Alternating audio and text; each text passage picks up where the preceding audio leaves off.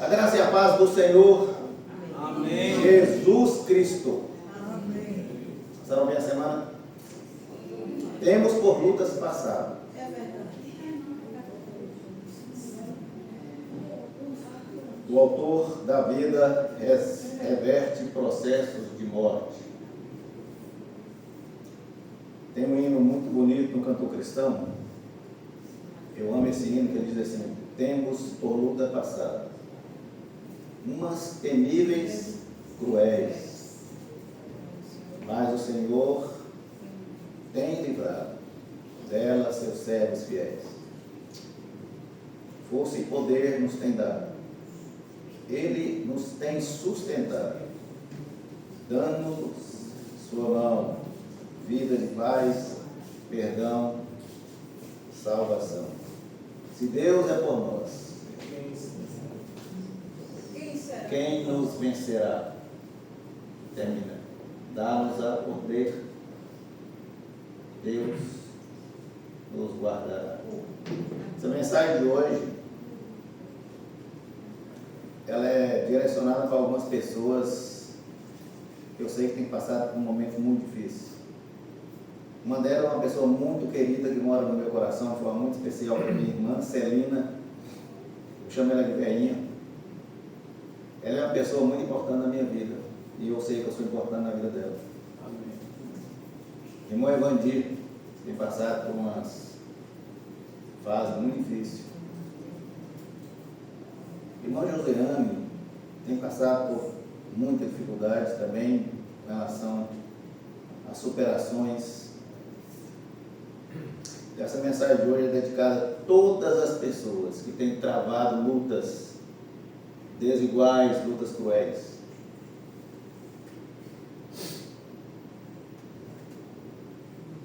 Todos nós que estamos aqui, provavelmente nós já fomos no enterro, já? Sim. Todos nós, eu acho. Eu detesto enterro. Eu sou um pastor. Primeiro que eu não gosto de ser chamado pastor, Não sei. mas é assim. Exército. Eu detesto título. Então, pastor também é título. Então, eu já não gosto de título. Lá em Angola, quando eu morava lá, os títulos são importantes. Então, as pessoas me chamavam de engenheiro Moisés. Lá não tinha jeito. Engenheiro para lá, engenheiro para cá. Menos mal. Mas eu não sou muito fã de título, não, sabe? Então, uma das debilidades que eu tenho como pastor, e é interessante isso, porque é o seguinte: quando Jô casou comigo, eu tinha sido ordenado pastor e ela nem sabia. Eita. Repara que coisa. Cuidado. Ela nem sabia. Jô nunca viu minha carteirinha de pastor. Eu só dou uma carteirada de pastor de vez em quando precisa. Aí eu chego no hospital, o povo quer deixar eu entrar, eu puf! Mas uma debilidade que eu tenho como pastor é que eu não gosto de enterro. E eu não gosto de enterro, sabe por quê? Porque eu tenho uma dificuldade, uma facilidade muito grande de guardar na memória a última cena que eu vi. Então, se eu ver uma pessoa no caixão, pronto. Vai ser a última coisa que eu vou guardar daquela pessoa. Então, eu não quero guardar aquilo na memória. Eu quero guardar na memória a cena da pessoa viva. E eu sei da minha limitação, então se eu ver, eu sei que eu vou apagar muitas coisas.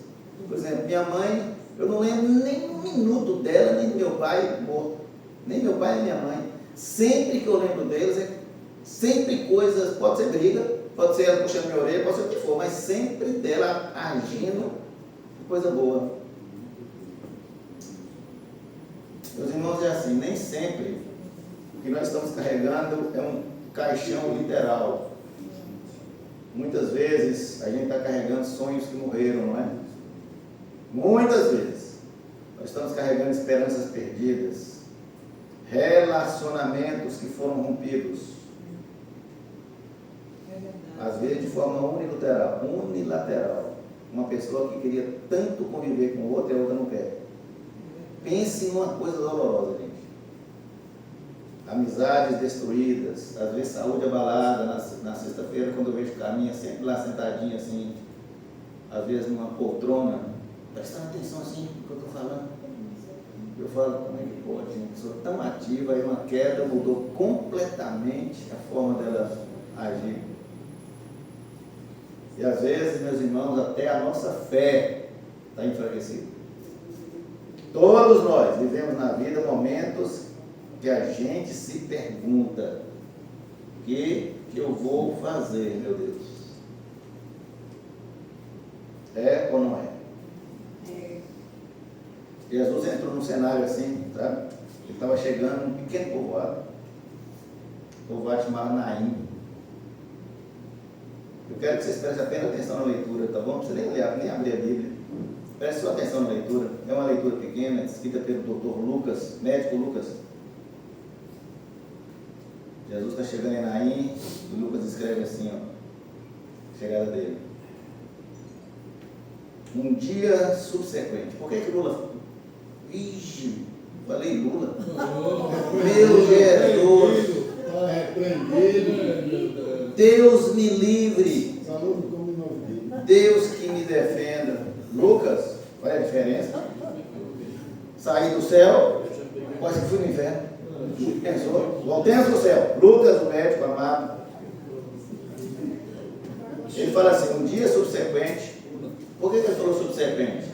Porque Jesus estava em Caná da Galileia, fez dar um milagre. Aí ele voltou para Cafarnaum. De Cafarnaum ele estava indo para Naim. Então Lucas fala: em um dia subsequente dirigia-se Jesus a uma cidade chamada Naim. Iam com ele os seus discípulos e uma numerosa multidão. Quando ele se aproximava da porta da cidade, eis que saía o enterro do filho único de uma viúva, e uma grande multidão da cidade também ia com ela. Veja a cena. Vendo-a, quem aqui estava vendo-a? Jesus, vendo a mulher, o Senhor se compadeceu dela e disse: não chores. Chegando, ele tocou no esquife, no caixão, na maca, e parou o enterro e disse ao jovem: eu te mando, levanta-te. Fica olhando a voz de Jesus. Levanta-te, cara. Eu sou apaixonado por Jesus. Meu Deus. Eu não sei como é que eu faria para viver sem Jesus. Sentou-se o que estava morto e passou a falar. Jesus o restituiu à mãe. Vem cá, sua mãe está ali chorando, vamos lá resolver esse negócio. Todos ficaram possuídos de grande temor. Meu Deus, o que aconteceu aqui? E glorificaram a Deus, dizendo: grande profeta se levantou entre nós. Deus visitou o seu povo. Amém. Gente, quando lê uma mensagem, um texto desse da Bíblia, eu acho que a gente precisa pregar. Tudo deixa tudo. Mas vamos tirar algumas lições desse maravilhoso texto.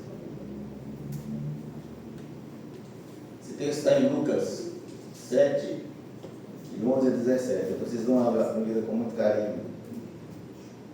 Pai querido, nós agora acabamos de ler uma porção da tua bendita, maravilhosa e inerrante palavra, Senhor.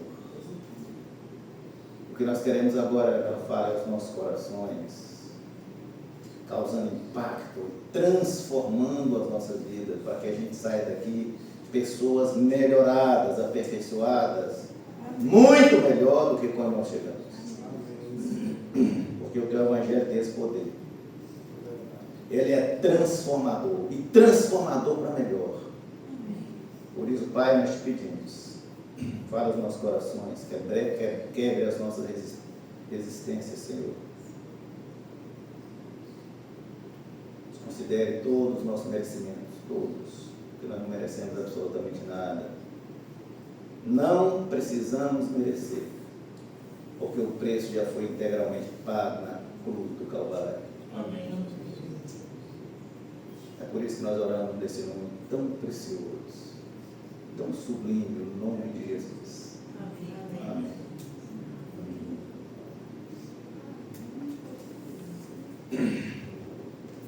multidões. Lucas narra que duas multidões, sim, estão caminhando em sentido contrário, em sentido oposto. Uma vinha e outra chegando. Uma multidão seguia Jesus, autor da vida. Outra multidão seguia um morto para um sepultamento. Vejam que coisa incrível que acontece. Na entrada da cidade, a vida encontra a morte. Foi, não foi? Não foi assim, Marcelo?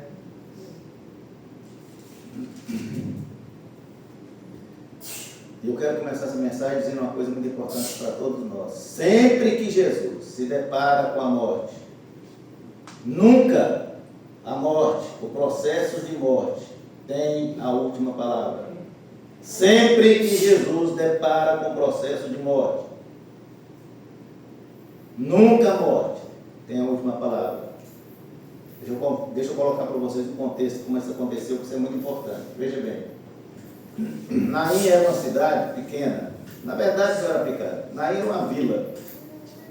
Segundo os historiadores, Naim devia ter naquela época, no máximo, Israel, 700 pessoas. Quer dizer, era um prédio hoje em Recife, né? Mas para a época era uma cidade. Por quê? Eram muito poucas pessoas que haviam na terra naquele momento. Todo mundo se conhecia. Uma cidade de 700 pessoas, não é uma maneira? Todo mundo se conhece, né? Por isso que todo mundo estava naquele enterro.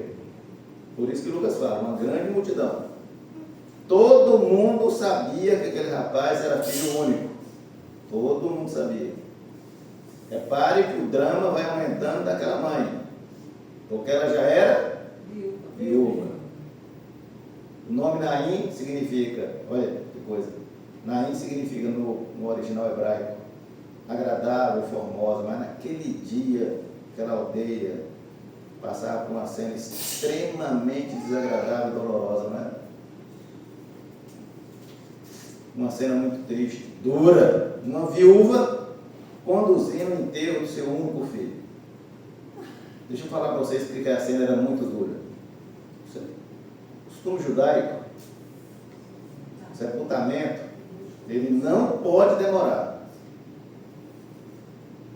Vocês lembram quando Lázaro morreu?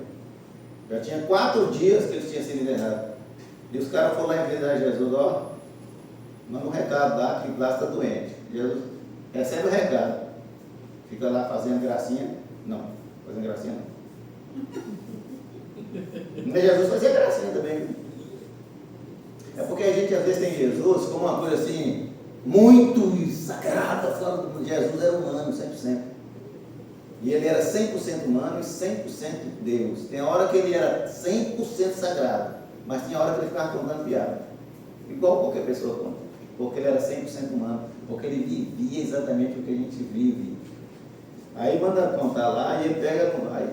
4 dias, Lázaro já tinha sido sepultado. Na tradição judaica, meus irmãos, é assim: o corpo tem que ser enterrado, sepultado, no máximo por 24 horas. Então, tem explicação para isso. Eles acreditam que a alma precisa ser liberada do corpo. Então, se você fica prendendo o corpo sem sepultar, você prende a alma. É desrespeito. Olha como é que isso é tão claro. Jesus morre que horas? Hora nona, 3 horas da tarde. Antes de anoitecer, ele já tinha sido sepultado. Percebem? Isso só vai ter exceção se a pessoa morrer, por exemplo, num dia sagrado, como o sábado para ele, ou um dia que seja feriado religioso. Aí é a exceção. O exemplo mais claro que nós temos disso é Jesus morre 3 horas antes do pôr do sol, ele já tinha sido sepultado. Então, com certeza, aquele jovem tinha morrido há pouco tempo. Isso é fato.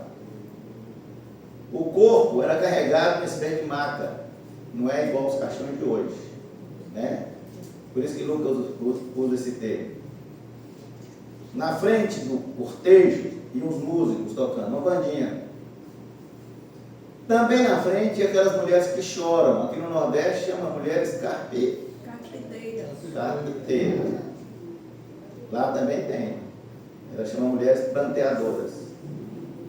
E o resto da galera vem atrás. Então Lucas dá 3 detalhes importantes para a gente entender. Eu quero muito que vocês se situem na cena. Carpideiras. O morto era filho único. Primeiro detalhe que Lucas fala. Segundo detalhe. O filho único morto era filho de uma mulher. Porque podia ser filho de um homem, não podia? O homem que podia ser viúvo, né? Mas não, que é uma mulher. E essa mulher era viúva. Então preste atenção no drama. Repare a tragédia que essa mãe vivia, ou passou a viver. Primeiro ela perde o marido, depois ela perde o filho, e agora ela perde completamente a segurança de sobrevivência.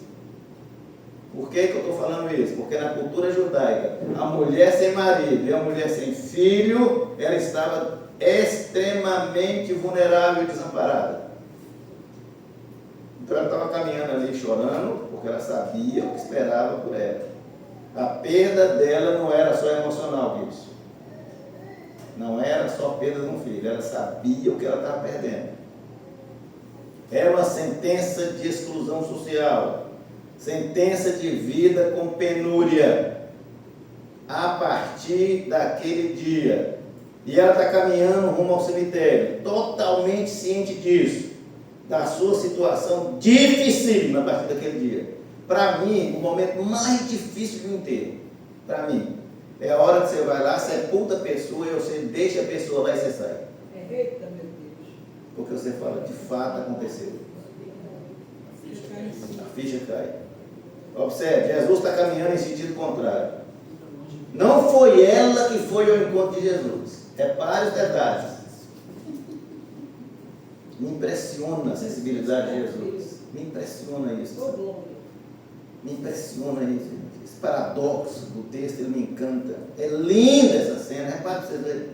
A vida, a alegria, o prazer, a cantoria vem caminhando. Porque quem está andando com Jesus fica triste? Não. Até uma pessoa doente, aleijadinha lá com uma cozinha, ia na esperança de Jesus olhar para ela e fazer alguma coisa assim ou não? Sim. Aí de repente a vida, essa alegria se encontra com a morte. Pessoa triste, doente, gente chorando. Olha a sensibilidade de Jesus como aflora de uma forma extraordinária. Ele faz 5 movimentos. Primeiro ele vê a mulher chorando numa multidão.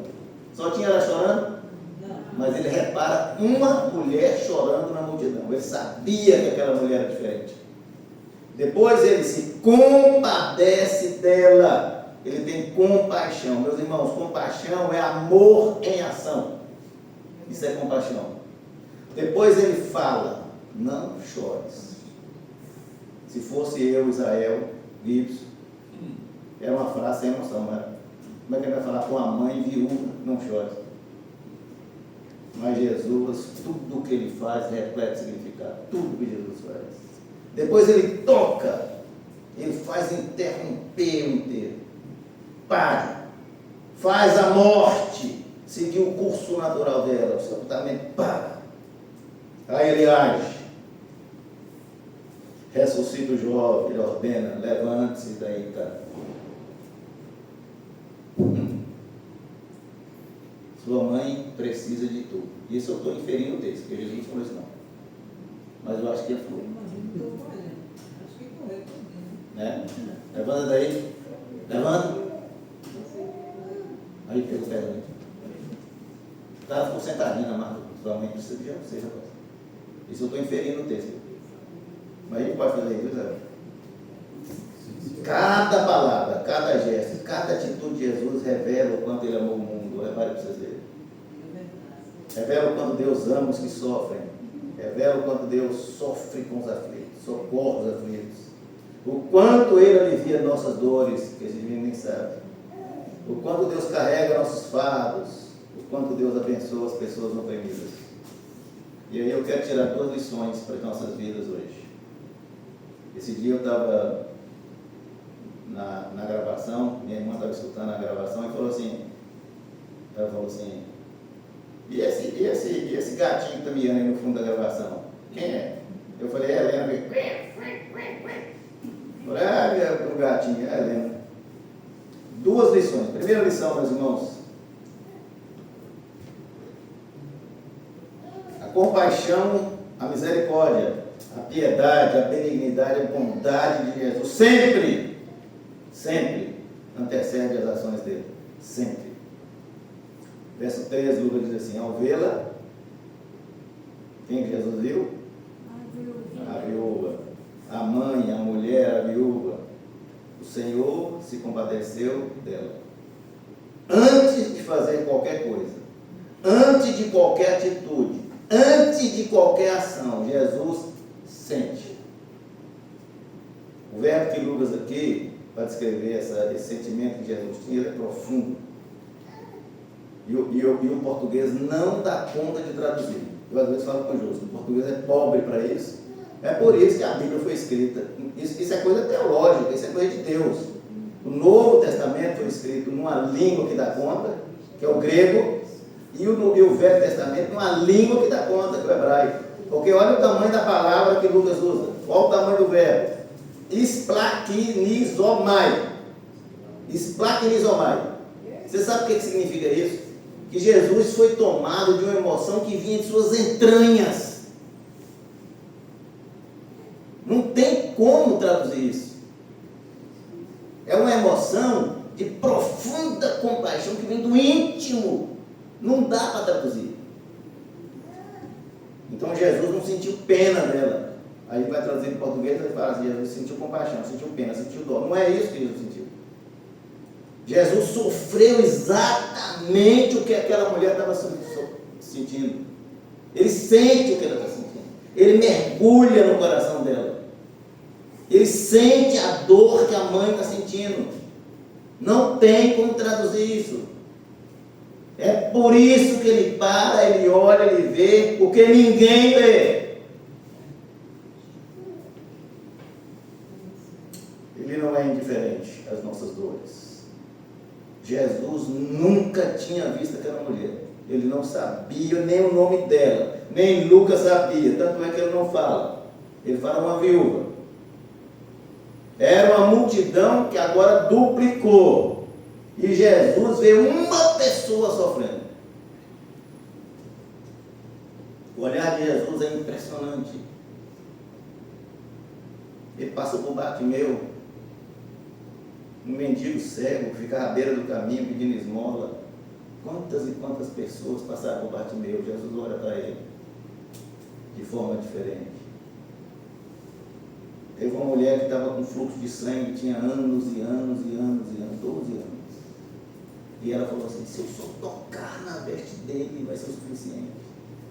Ela vai devagarzinho no meio do povo, porque ela não podia, as pessoas não podiam saber que ela estava com aquele fluxo de sangue, que ela era imunda. E ela vai ousadamente tocar na veste de Jesus. E ela fala: de mim emanou o poder.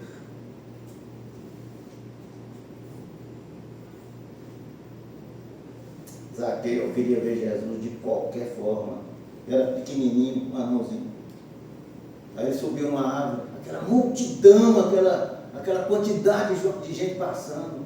Gente de um lado, gente do outro. Jesus para e olha: Zaqueu, hoje me convém pousar na sua casa. Presta atenção, Zé. Presta atenção, velho. Presta atenção. Ele vê um leproso chego, o leproso não podia nem ficar perto das pessoas. Aí vê um leproso caminhando por ele, todo cheio de ferida, aquela coisa horrível, fedorenta, excluído da sociedade, morto vivo. Sai do seu processo de clausura. E ele vira para Jesus e fala assim: se o Senhor quiser, eu posso ser curado. Eu quero, Senhor, eu quero. Amém. A lepra sai. Jesus olha de forma diferente. Agora ele olha de forma diferente aquela viúva de Naim. Coisa maravilhosa. Preste atenção a uma coisa que eu quero dizer para você. Jesus nunca nos trata como um número. Nunca. Fala assim: mas é tanta gente para Jesus olhar. Ele nunca nos trata como um número. Nós somos especiais para Deus. Amém. Ele nunca deixa de nos dar um tratamento especial. Às vezes a gente que pensa que não. Observe um detalhe que é muito relevante. A mulher sequer pediu ajuda para ele. Pediu? Ela nem conhecia Jesus. E é interessante essa história, porque Jesus está no começo do ministério. A fama dele está começando quando isso acontece. Então ela não precisou demonstrar fé. Precisou? Ela precisou clamar por ele. Jesus, eu já conheci sua fama. Precisou? Ela precisou orar. Eu vou ajoelhar aqui de joelho. Precisou? Ela precisou jejuar. Tudo isso para a gente entender que quando Deus age, Ele faz por sua maravilhosa e pura graça na nossa vida. É por isso que nossas orações, meus irmãos, não é para mudar o coração de Deus. Ele não muda. As nossas orações é para mudar o nosso coração. As nossas orações é para nos mover, para a gente alinhar com o propósito que Deus tem para nossas vidas. Às vezes por isso que é duro.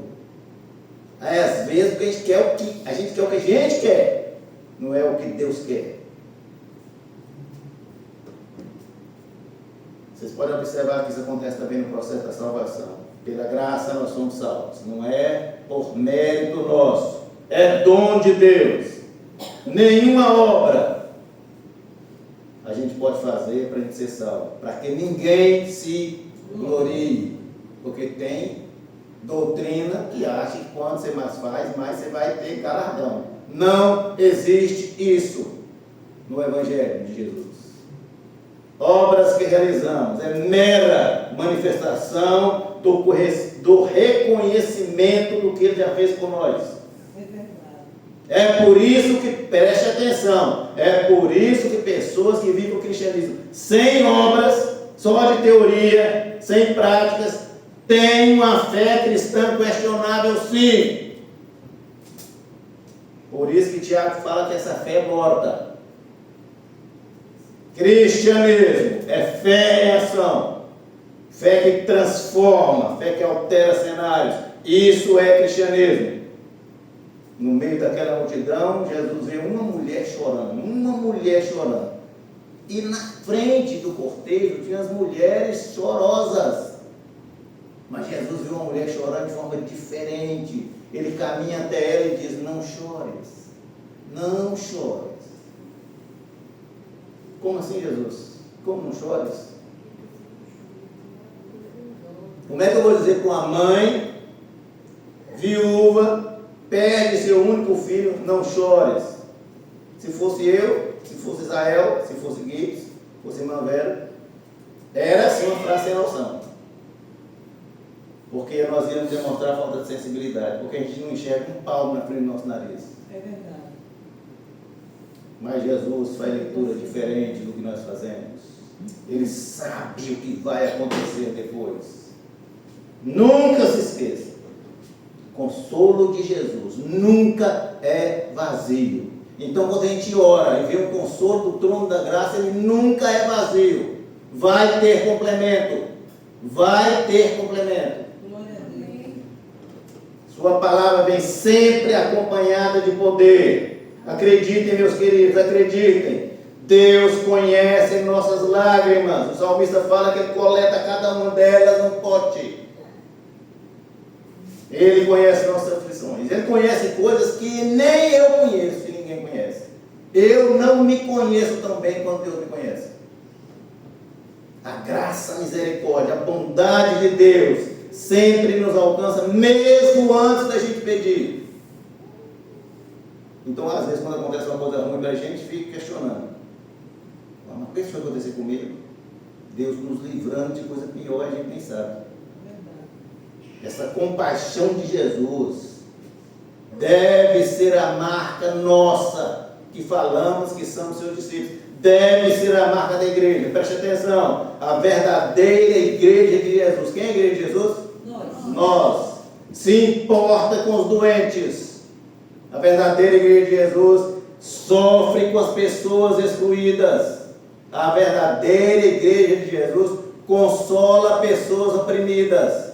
A verdadeira igreja de Jesus acolhe pessoas desfavorecidas, carrega fardo uns dos outros. A verdadeira igreja de Jesus chora com os que choram.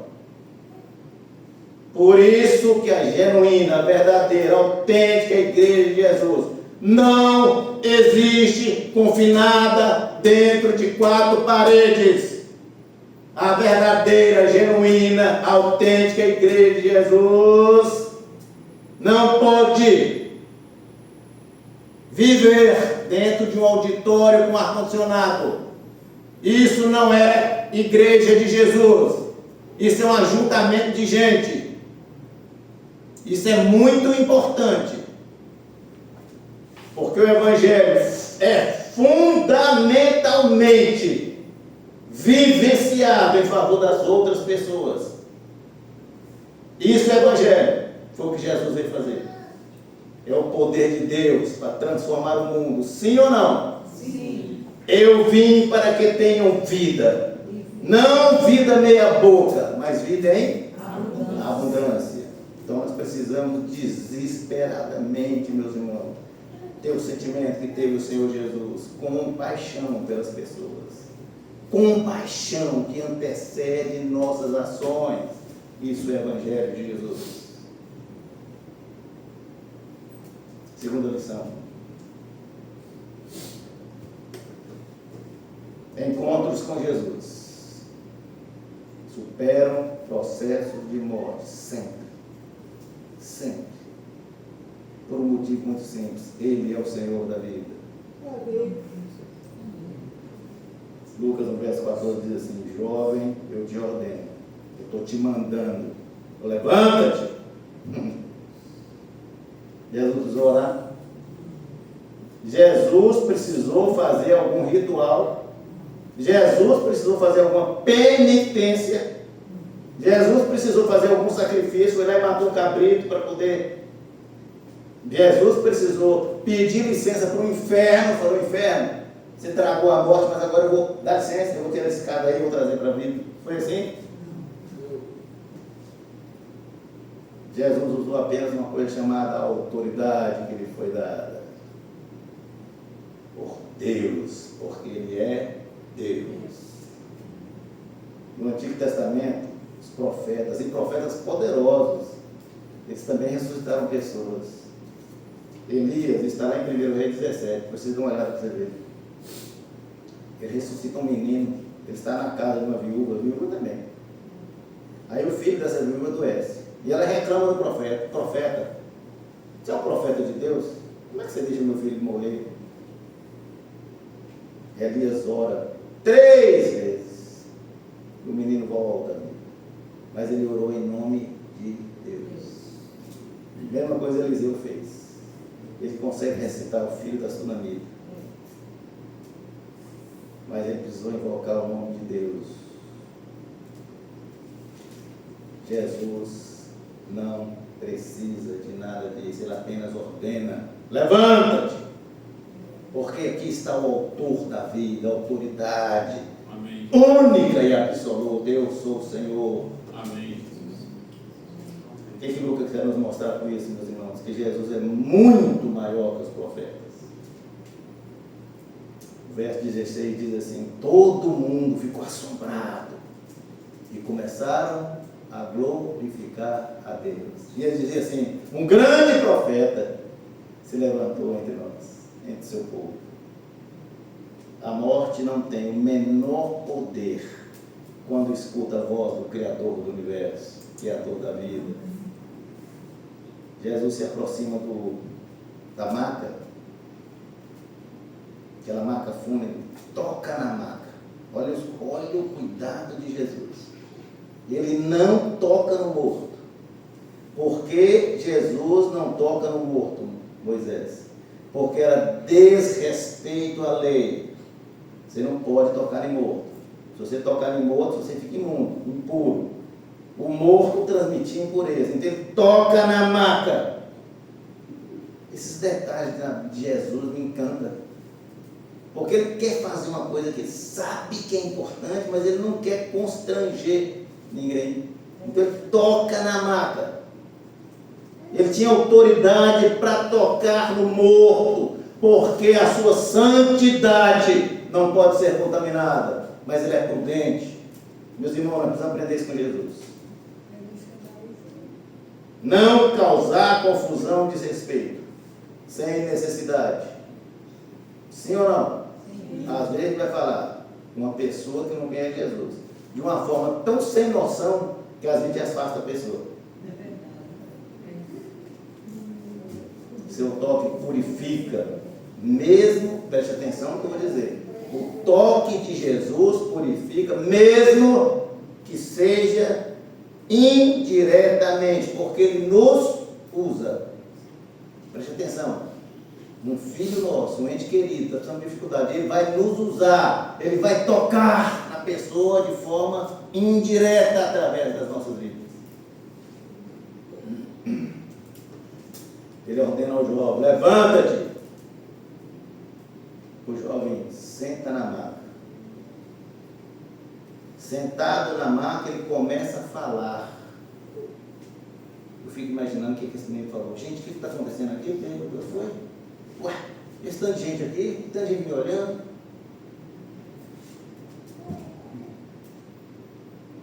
Senta na maca e a restauração é imediata.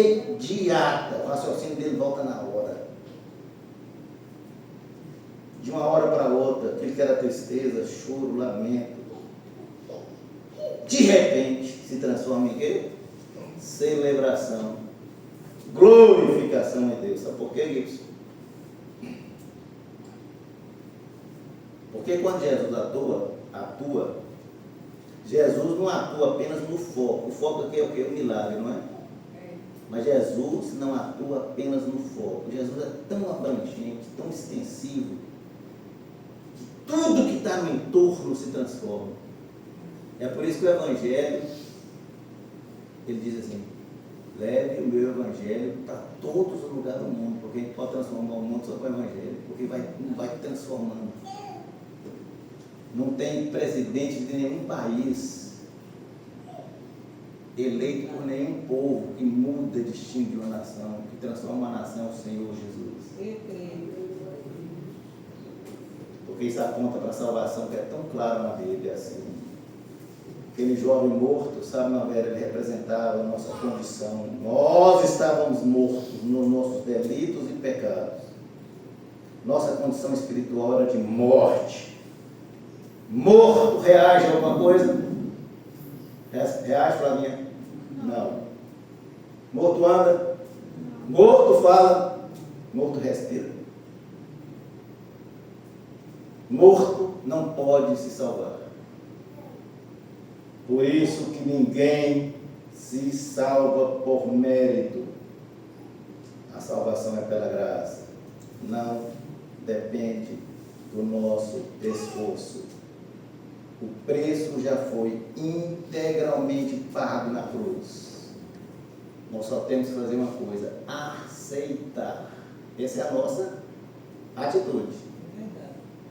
A dádiva. Basta ouvir a voz do Senhor. Igual o menino escutou: levanta. Ele morto por uma coisa sobrenatural, escuta e levanta. E tem gente viva que não escuta. Pela fé, a gente recebe a salvação e vida eterna. Lázaro estava 4 dias sepultado. Essa cena de Lázaro é uma coisa impressionante. Porque depois de 4 dias, o cérebro da gente já está derretendo. Primeiro começa os tecidos. Agora, 4 dias depois, o cérebro que processa tudo está derretendo. Cheirava mal. Os neurônios que processam qualquer coisa na nossa vida já não estava existindo, não tinha conexão. Mas aquele que criou os neurônios, vem e fala: Lázaro! Chama pelo nome. Lázaro! Vem para fora, meu filho. Se Jesus não fala Lázaro, saía tanta gente. Uma das melhores séries que eu já assisti. Série antiga, mas uma das melhores séries que eu assisti, chama Prison Break. Você assistiu Prison Break? Prison Break é uma série que o protagonista chama Michael Scofield. Ele era um gênio na engenharia, arquiteto e gênio na engenharia. E ele planeja libertar o irmão dele, que estava preso numa prisão de segurança máxima, Lincoln. E ele tem o seguinte diálogo com o irmão dele. Vai lá visitar o irmão dele e fala com ele assim, um diálogo teológico. Ele nem sabia que estava fazendo aquilo. Ele fala assim, eu vou te libertar dessa prisão, meu irmão. Aí o Lincoln fala com ele, incrédulo, isso é impossível, velho. Isso é impossível. Ninguém nunca conseguiu fugir daqui. Ninguém nunca fugiu daqui. Aí ele fala, você tem razão. É uma missão impossível. Mas só é possível para aquele que projetou essa prisão. Eu conheço todos os detalhes dessa prisão. Cada centímetro dela, cada corredor. Então é impossível para os outros. Para mim, não. Eu conheço o que eu fiz e projetei. Por que eu estou dizendo isso? Para os que creem na cruz de Cristo, poder da cruz, nenhuma situação, por mais complicada, difícil, sem solução que nos pareça, nada está além do poder do sangue de Jesus. Amém. Nada. Amém. Tudo que nos parece irreversível, para Ele não significa absolutamente nada. O que parece irreversível para Jesus, para nós, para Jesus não significa nada. Porque Ele é especialista em causas impossíveis. Amém. Assim como ontem, hoje e sempre, a voz de Jesus continua com capacidade de produzir alterações em cenários. É por isso que sempre que o Evangelho é pregado, vidas são transformadas. Essa coisa me encanta também. Hoje é domingo, milhares de pregadores estão pregando o mesmo versículo. Lugares diferentes, línguas diferentes, países diferentes. A mesma coisa. Mesma coisa. O Espírito Santo conduz de forma que a pessoa que precisa recebe de forma diferente. No mundo inteiro. É vivo o Evangelho, uma coisa viva. Por isso que a pregação do Evangelho, meus queridos, preste atenção. Pregação do Evangelho não é palestra. Pregação do Evangelho não é autoajuda. Pregação do Evangelho não é uma mera informação teológica. Pregação do Evangelho não é coaching, igual está muito normal agora. Pregação do Evangelho é o poder de Deus. Amém. Para a transformação de vidas e do mundo. Amém. Esse é o poder do Evangelho. Amém. Glória. O mesmo Jesus que encontrou aquela mulher lá em Naim, Ele continua o mesmo hoje, que pode nos trazer esperança nas nossas famílias, famílias desesperançadas. Eu tenho certeza do que eu vou dizer. São muitas mães, muitos pais, muitos maridos, muitas maridas, chorando por sofrimentos dos seus entes queridos. São muitos. Ele é o mesmo para devolver os nossos filhos, nossos maridos, nossos irmãos, nossos entes queridos, a uma vida que Ele garante que pode ser plena e abundante. E não pense que vida plena e abundante é vida de riqueza, não é não. É vida acompanhada de Jesus. Amém. Naquele dia Ele devolveu uma mãe abatida, triste, sem esperança, o único filho que ela tinha. Ele representava a esperança dela, não representava? Qualidade de vida. Ele é o mesmo hoje, que pode dar a mim, a você, pais e mães, esposas e esposos, que sofrem o desconforto e precisa de consolo. pode devolver nossos filhos, nossos entes queridos, curados, restaurados, para a glória do seu nome.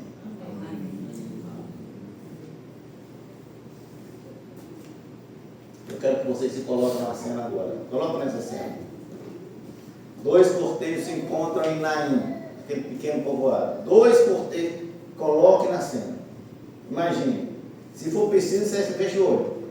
Coloque na cena. Vem 2 cortejos, se encontram na porta de uma cidade pequenininha, uma aldeia. Um cortejo está entrando na cidade.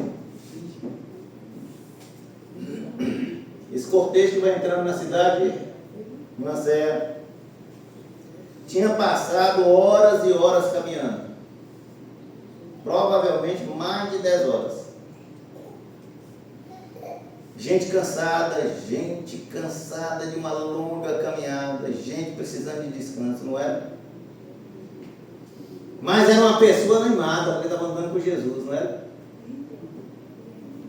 Gente ansiosa para parar e ouvir Jesus, gente esperançosa, gente ciente, convicta que estava caminhando com a graça, gente ciente que estava andando com o doador da vida, gente que já tinha visto maravilhas, gente feliz.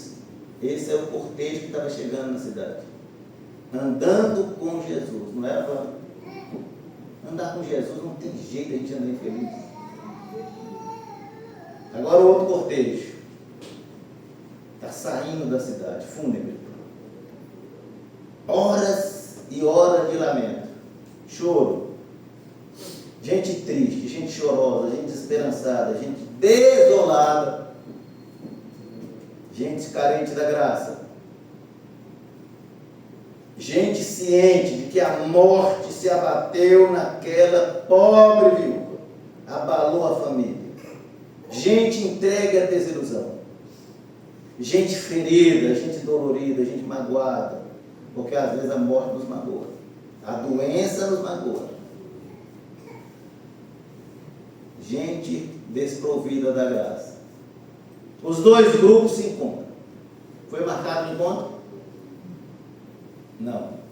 Casual. Jesus chega na hora certa que está sendo inteiro. Depois de uma caminhada longa, porque de Cafarnaum até Naim era mais ou menos uns 50 quilômetros. Andando a 100 km por hora, 10 horas de caminhada. De repente, o cortejo da morte para. De repente, o cortejo da morte é parado. O dono da vida interrompe com autoridade, com uma sensibilidade impressionante o curso natural da história. Ele tem poder de mudar a direção do vento, não tem, Gibson? Com certeza. Mude dali para aqui, o vento muda. Ele tem poder de abrir o mar, não tem? Ele tem poder de expulsar demônios, não tem? Ele tem poder de dar a vida a quem está morto, sim ou não? Sim. O cortejo da morte de repente muda de direção. Olha que coisa. O cortejo da morte ia em direção, de repente muda de direção com a intervenção de Jesus. A multidão agora é uma só, não é? Sim ou não? O cortejo continua indo para o cemitério? Não. Volta. Agora os 2 cortejos, aquela multidão se junta e celebra, glorifica. Gente que sente a visita de Deus vivo, encarnado. Amém. Está ali Jesus. Olha o que acontece com o cortejo. O caixãozinho fica vazio. Se transforma num cortejo de adoração. Ação de graça. Júbilo. Alegria. Eu não falei no começo da mensagem que tinha uma bandinha de música na frente? A bandinha de música tocava uma música muito triste. A gente pode tocar música bonita, alegre inteiro? Então, Rick, você que gosta de música erudita igual eu acho que eles iam tocando Ainda não sabia não, né? Mas se fosse hoje, eles iam tocando um Requiem, de uma lacrimosa de Mozart. Né? Pam, pam, pam, pam, pam, pam, pam, pam, pam, pam, pam, pam, pam, pam, pam, pam. De repente, muda para o ódio da alegria de Beethoven. Ou um frevo. Ou abre alas que eu quero passar. Não, gente. Olha a diferença aí. Volta aquele povo, morte, lamento, escuridão, dá lugar à vida, celebração, à luz. Ele é a ressurreição e a vida.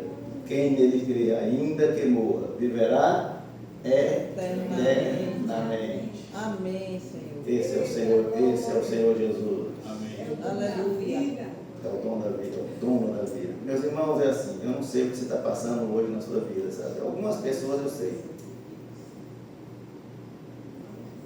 Mas eu não sei, sinceramente, quais os processos que têm levado você na direção daquele cortejo de dor, de perda, de frustração, de desesperança, eu não sei. Você sabe. Eu não sei como as aflições, as angústias, as lutas têm assolado sua vida. Eu não sei.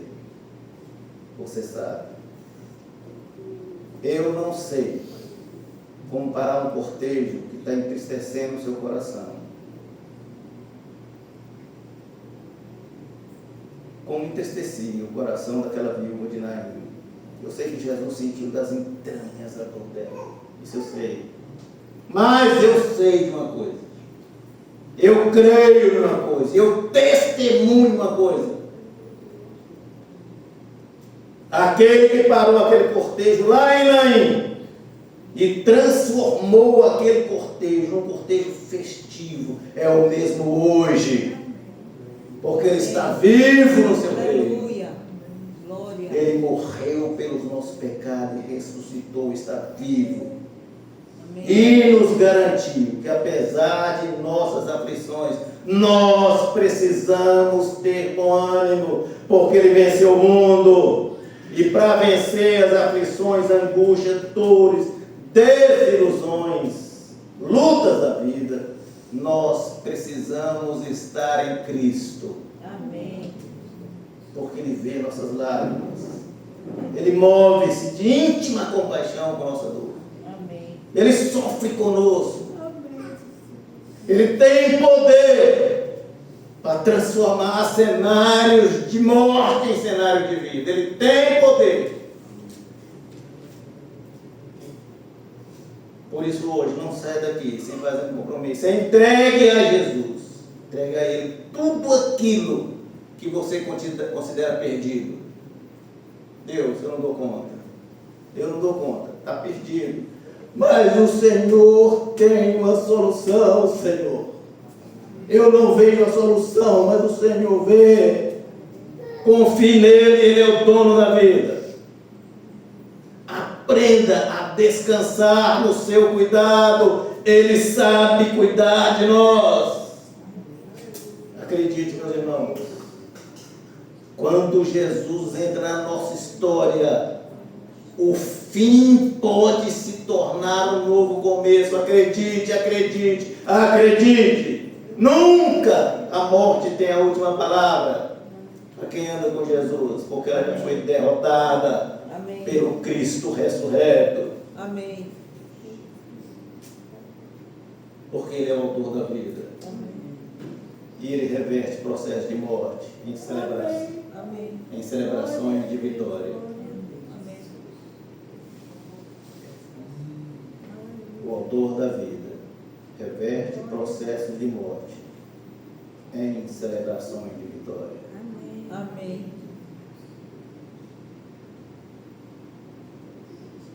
Amém.